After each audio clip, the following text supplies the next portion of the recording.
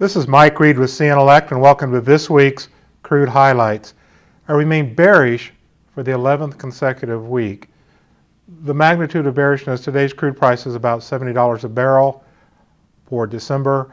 I think it's going to settle somewhere between 60 and 72 come December. So that gives you a magnitude of bearishness.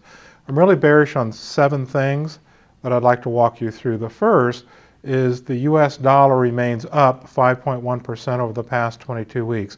This has really been the key driver of my bearish view. However, the dollar has faltered and pulled back about 1.5% over the last 6 weeks. I'm following this closely. Should the dollar pull back to flat, the view could flip from bearish to bullish. So I'm really watching this indicator closely. The second reason is last week was week 20 of a 21-week draw season. So we're coming to the end of this year's draw season. We're going to start a build season. It's going to be at least 9 weeks in length.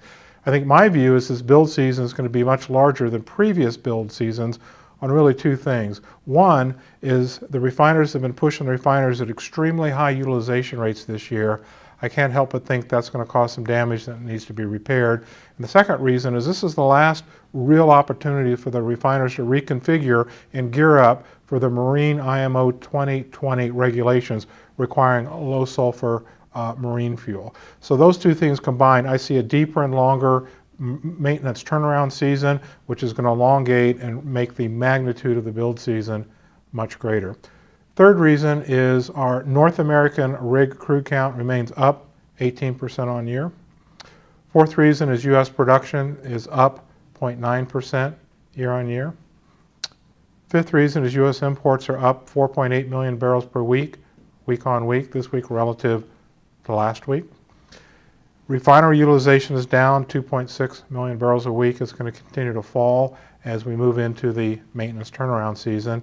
And lastly, floating to land storage is up about 3.1 million barrels a week. So you put these together with the key driver being currency, and I remain bearish.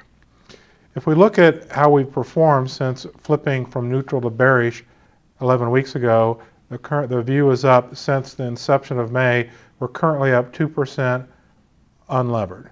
So that gives you a sense on where we're at. For this and much more information, including the bullish side of the crude complex, please visit us at cEntellect.com.